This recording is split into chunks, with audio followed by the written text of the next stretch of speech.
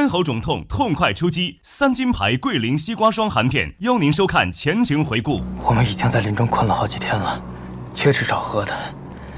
这饼还有一些，但水只有这么小半袋了。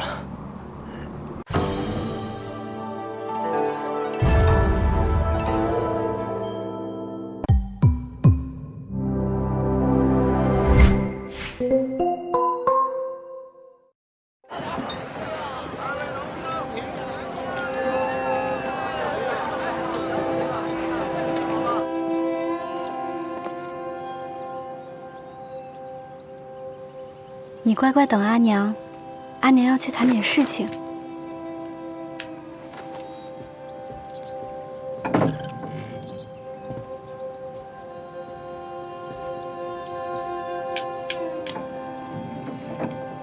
子曰：“道千乘之国，敬事而信，节用而爱人。”蓝大人何时启程？越快越好，每耽搁一天，便多一份风险。原来我和蓝大人早就认识，原来一切都是因此而起。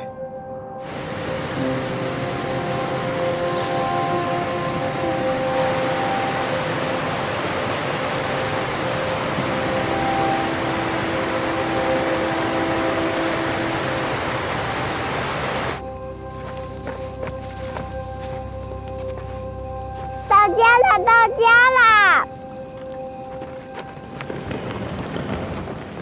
快走！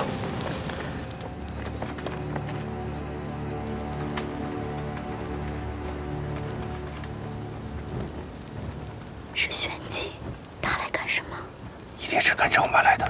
但是此事我只密报了太后，她怎么会知道？下面就看你们2个人的本事了。看样子，来者不善。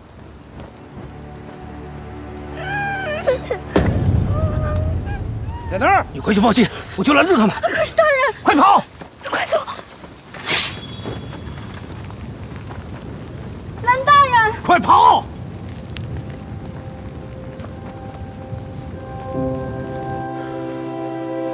站住！站住！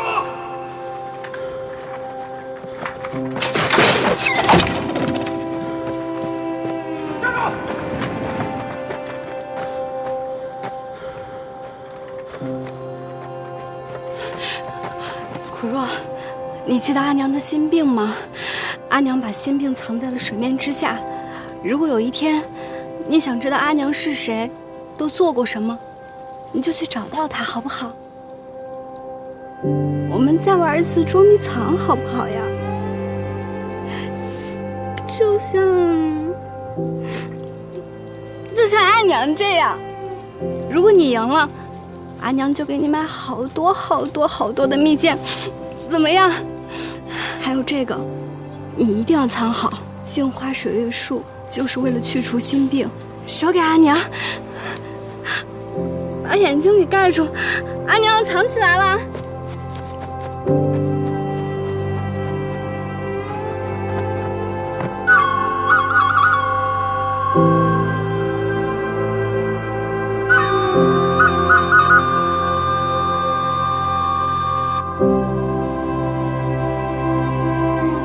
别跑！站住！别跑！站住！追！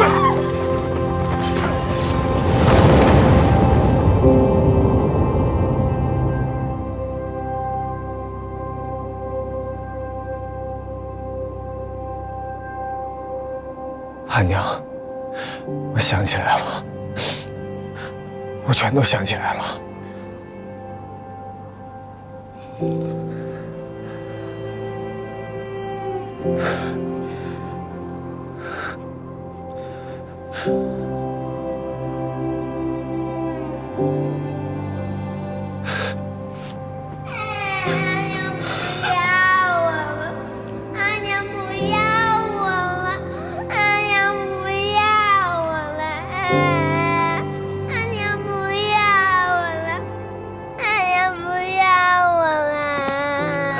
阿娘要你，阿娘要你，阿娘没有抛弃我们。阿娘爱我们，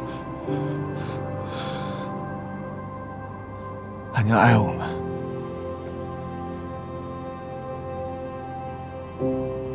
张平，张平，张平，张平，醒醒，张平，张平，醒了。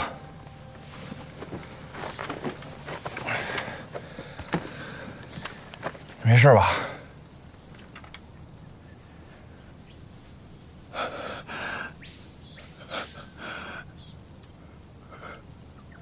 我阿娘是好人，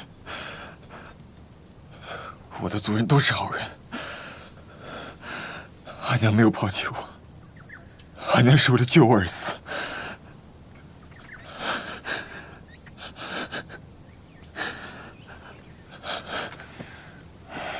好了，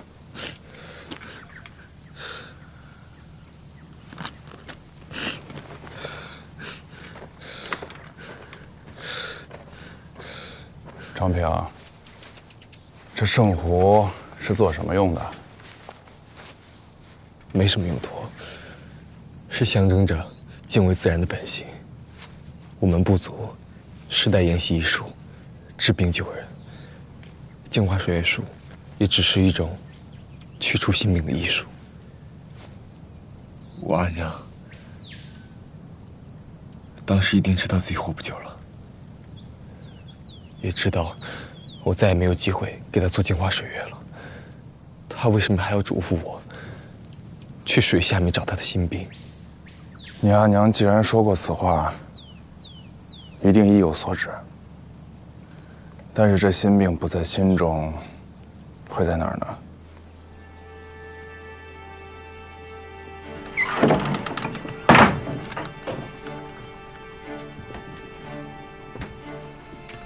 熟林当年也在此处落脚，我却从未对他有过戒心。找找吧，若说他有什么秘密，最可能藏在此处。是。阿娘的心病是什么？阿娘把心病藏在水面之下了。难道心病就藏在真正的水面下面？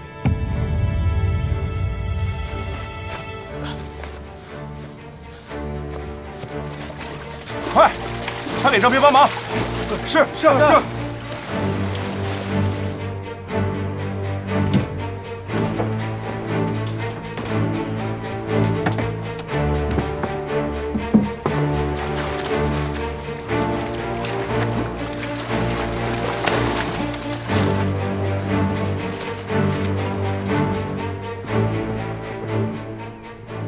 大人，这儿什么都没有啊，咱们是不是来错地方了？张平，你是不是理解错了？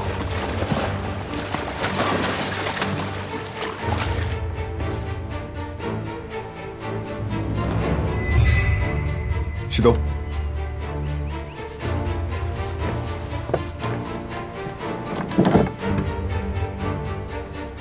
这好像有东西，拿来。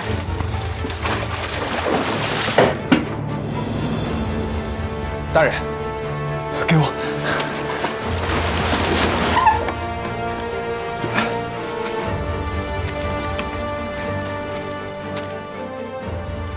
玉蝶，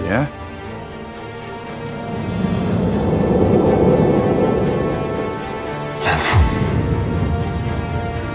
他果然调查过我。皇子出生的玉蝶，为何会在这里？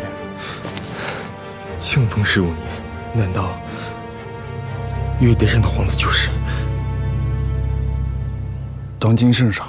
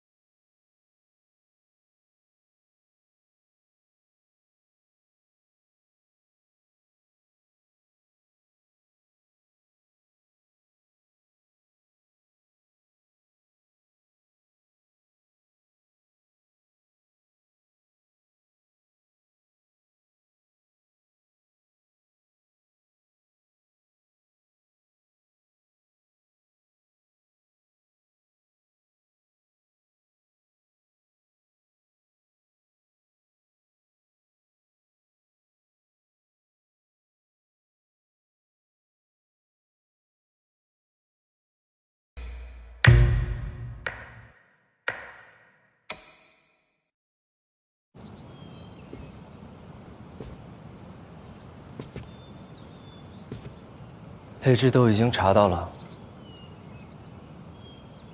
是。10年前我进京，的确不是为了赶考。接近你，起初也是另有所图。我知道你是为了查摩罗村的案子。你到底是谁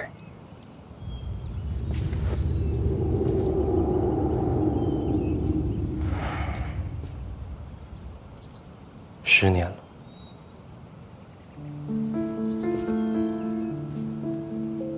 也该揭开真相了。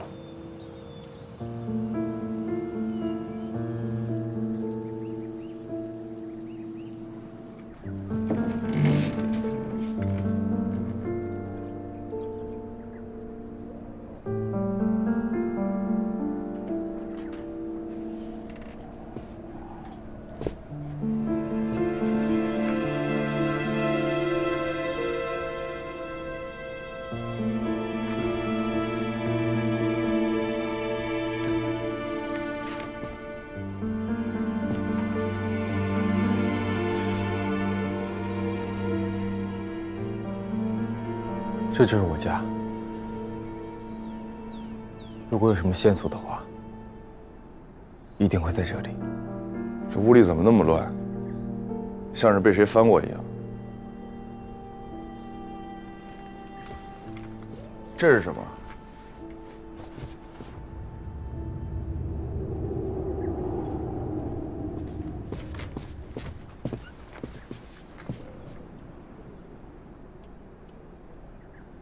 这是我阿娘给我量的身高。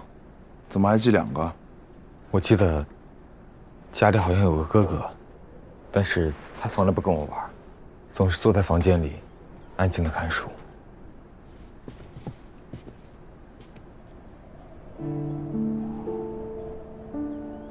这是我的小名，苦若，在族语里是小狗的意思。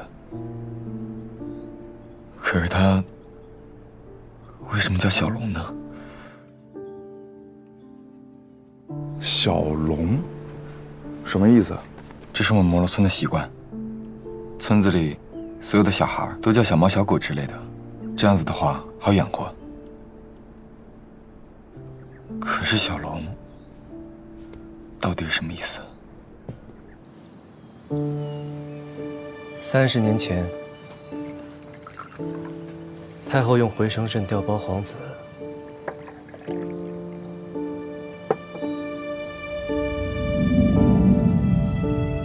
我想起来了，小龙在我们族语里的发音是“清章”。什么？只是被他调换的那个真皇子，并没有死，他活到了现在，正坐在你面前。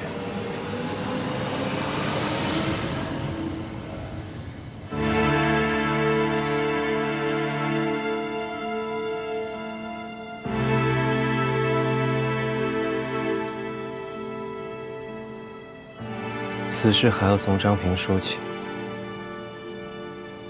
彼时张平的阿娘因会镜花水月术，被玄机从摩洛村强行调至周景科，成了闽州晋生。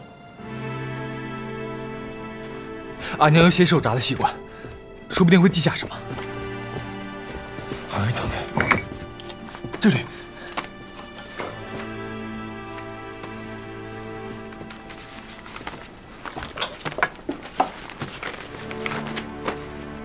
庆丰15年元月，圣上和李妃为救小皇子，请玄机为其布下回声阵法。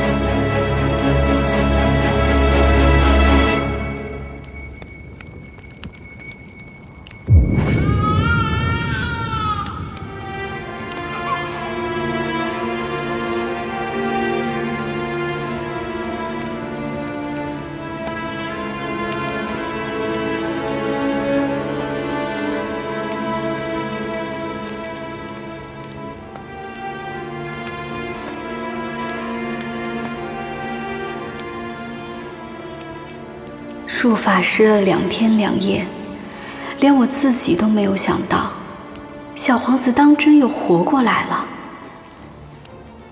施术结束，离去之时，我发现玄机抱着一个婴儿，形迹可疑地离去。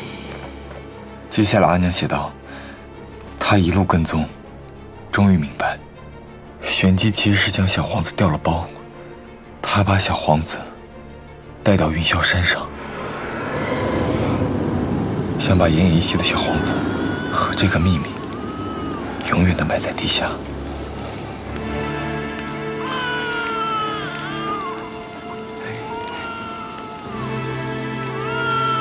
小王子，你别怪我呀。或许真的是真龙显灵，上天庇佑。就在玄机要掩埋小皇子前，瞬间电闪雷鸣，狂风大作，玄机心虚逃窜了。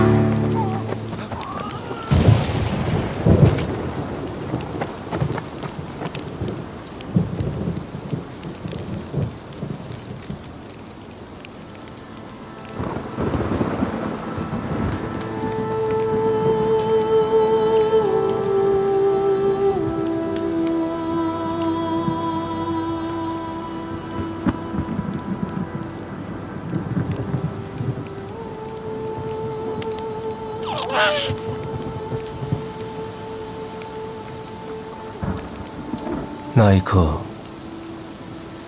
张平的阿娘只觉得我是个无辜的孩童。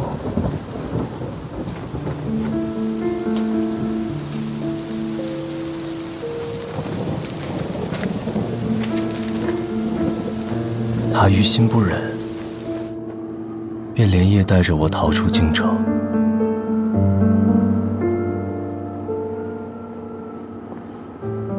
赶往远在南方秘境中的摩洛村。一路上，他用草药维系我的性命，对我悉心照料。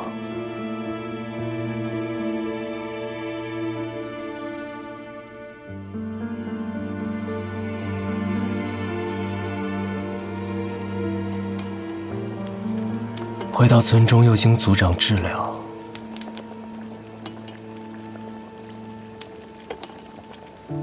不知是医术神奇，还是我命不该绝。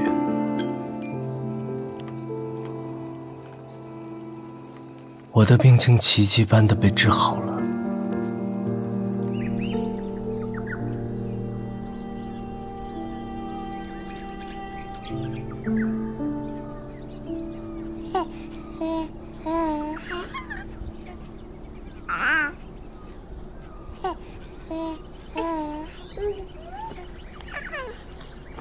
后来，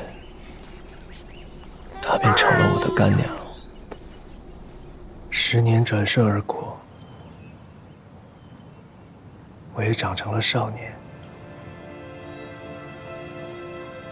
干娘见我终日以书为伴，聪颖好学，或许她觉得我终究是名皇子，该回到属于我的地方。于是便把我的身世告知于我，欲将我带回京城。只是以他的善良，绝对想不到，当年调包皇子是太后密令玄机所为。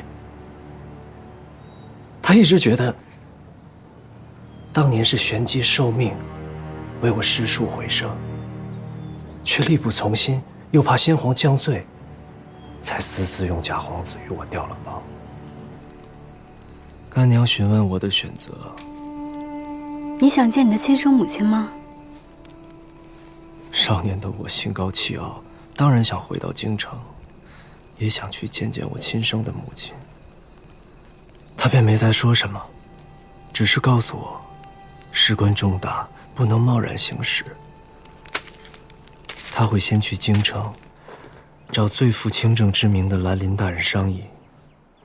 第2日，他本想独自前去，却招架不住张平的哭闹，带着他一同出发了。我心心念念，等啊等啊，没想到等来的却是……后面的事情也不难猜了。当年我阿娘去京城找老人大人，应该就是想帮顾清章回到太后身边。出于臣子本分，你父亲觉得应该尽快接皇子回朝，所以当他得知消息，便立刻入宫，亲口密报太后。而那时先皇驾崩不久，李氏凭着诞下先皇唯一的子嗣，登上了太后的宝座。此事一旦泄露，他将成为千古罪人。初尝到权力的滋味，自然不甘心失去所有，所以，他下了密令，让玄机跟踪老栾大人前来屠村，要将自己的亲生儿子和摩罗村的知情者全部杀死。直到你父亲被玄机绑回京城，他才明白，这一切都是太后的阴谋。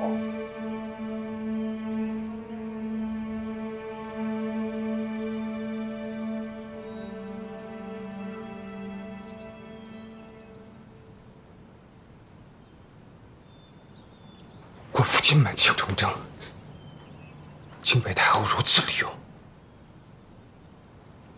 不止如此，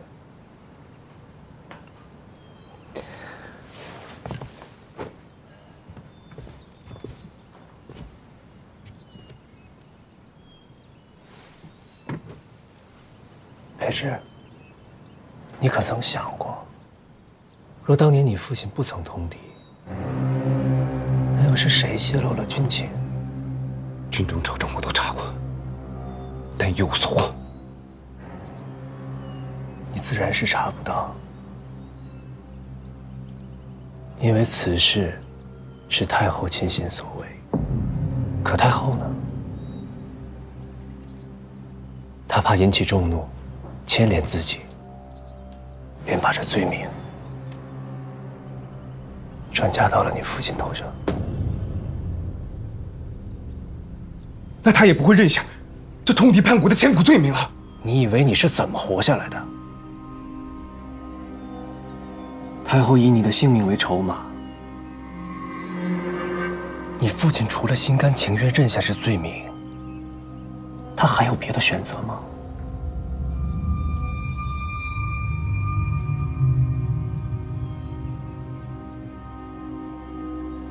我来复85口人，摩勒村全族，周景科的知情者。他残害了这么多条性命，却只是为了满足他的贪婪与权欲。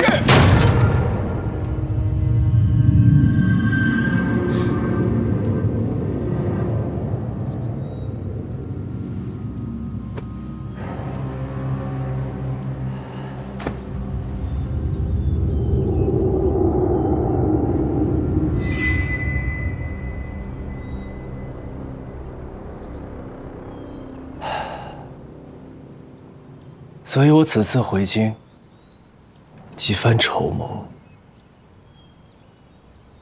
就是为了要向太后复仇。书林，你可有计划？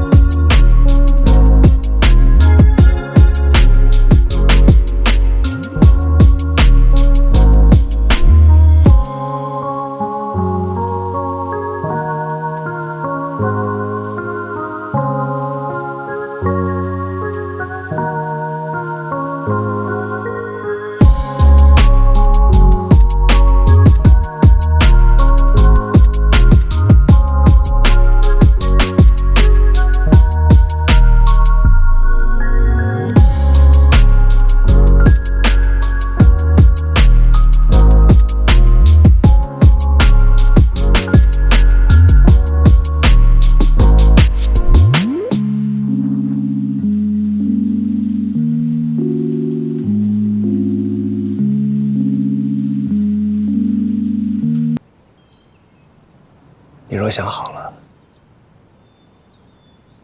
别来宫中寻我。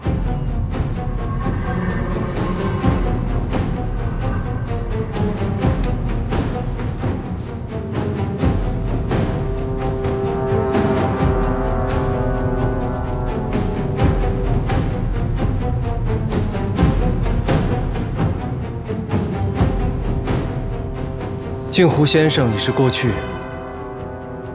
从明日起，我便是含元殿中专门为太后治疗烧伤的顾太医。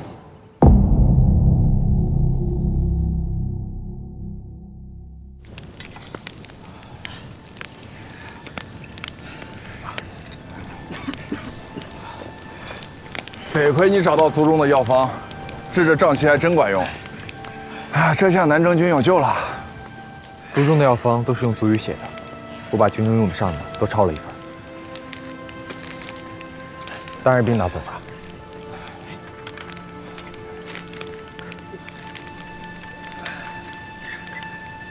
你执意要走，我便不留。路上注意安全。我在京城等你们凯旋。